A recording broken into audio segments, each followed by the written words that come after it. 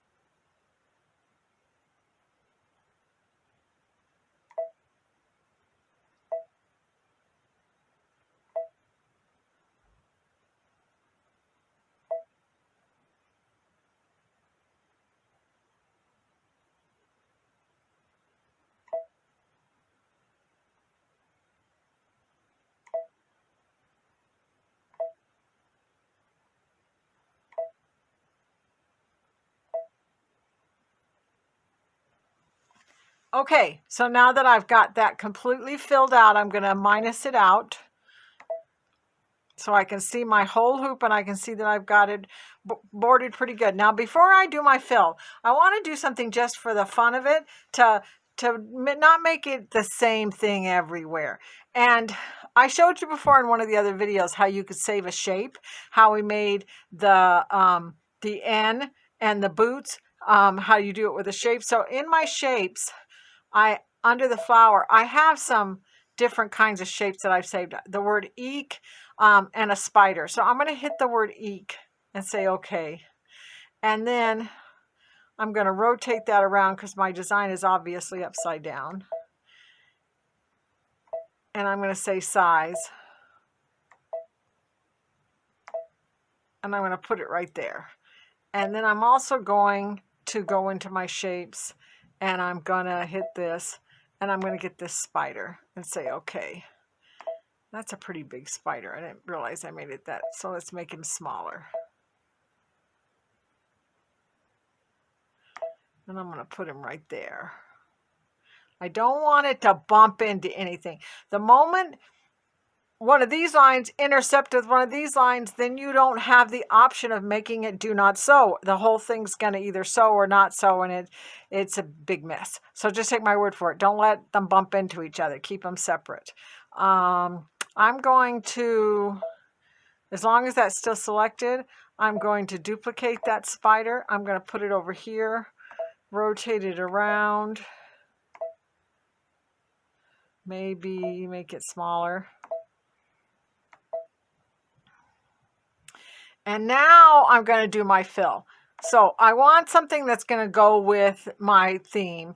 And the one that I've chosen is under the fills. Now, with this, I think I've showed you before, this top part is always the outline. This bottom part is always the fill. So this part is the fill.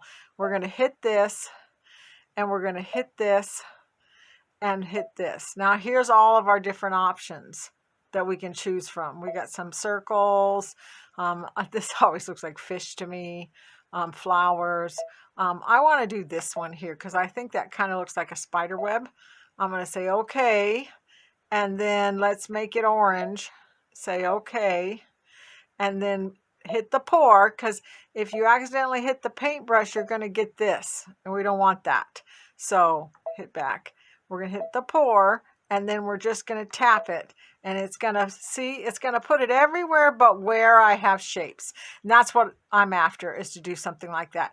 The other thing I want to do is I want it to sew the spiders in the eek, even though I just want it to be a running stitch around it, so it kind of stands out. So what I'm going to do is I'm going to hit this, tell it to do kind of a running stitch, and make that orange as well. Say okay, hit pour, and tap it with my finger. And it should turn orange. It may not be that obvious to see it, but it did. It turned orange in there. So now what I'm going to do is I'm going to hit next. Now in this window right now, it's going to ask me how big do I want this to be. I don't want it to be this little because I'm using it as a quilting stitch, and that would be a little too intense. So I'm going to hit that and hit plus and let it go up to 200 and set it down. The other thing I want to do is here where it says on, I want to turn that off. What this is it's an outline. So basically when it gets to the edge of my boot, it's going to outline my boot. I don't want it to do that, because then I'm going to basically be seeing those same squiggly lines that I said don't sew. And it's going to really bring attention to the fact that I didn't draw around that very evenly. So if I say don't sew, it's going to leave just lines coming up to the edge, and it's going to look a whole lot better. So I always turn that off when I'm using it for one of these border fills. So it's off. Now I'm going to hit next and preview, and I want to see if I did it right.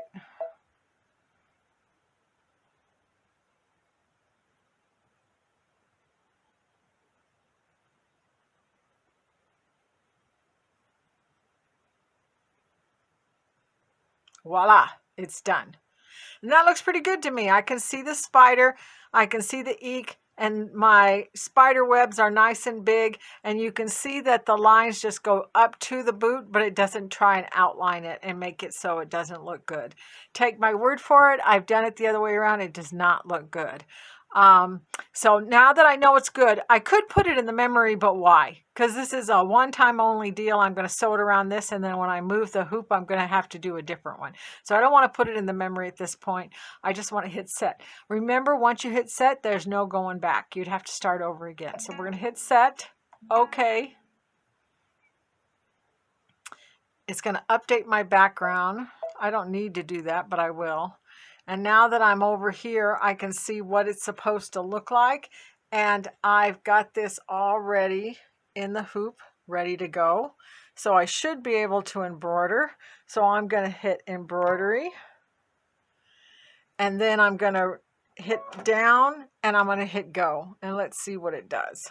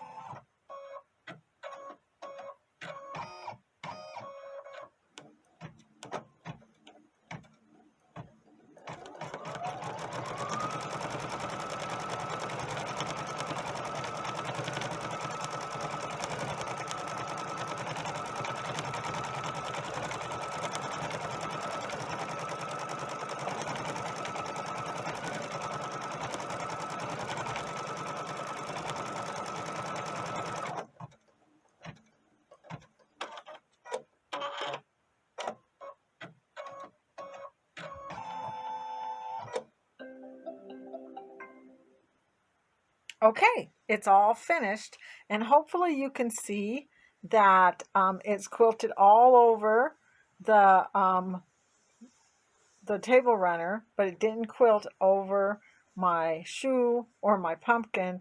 And you can even, I'm going to move the camera just a little bit here, see the word eek in there. And there's even a spider in there. I don't know if we can find him. Yeah, here he is right here. The spider's in there as well. So what I'm going to do is I'm going to take this out of the hooping, move it over to the next part and do another one. And then I'll go ahead and put the binding on and finish up our table runner, and I'll show it to you. So I know I've already shown you quite a bit of this table runner, but I wanted to let you see it completely finished. There's the H-A-L-L. There's the cauldron that we created. The W, E, E, and the N. And if we zoom in a little bit, you can see the quilting stitches.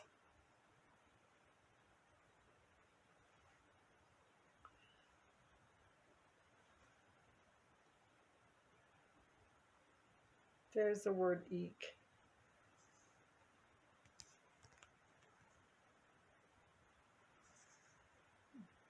And there's one of the spiders that I put in there.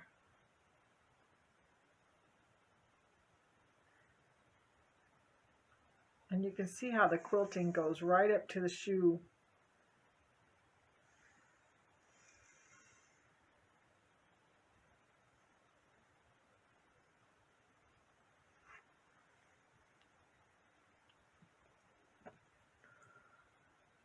So I hope you really enjoyed this project. I had a lot of fun making it. And we'll try and think of something else that we could do that would be a lot of fun in our Stellaire sewing machine in the Design Center. So hit like and subscribe, and I will see you again.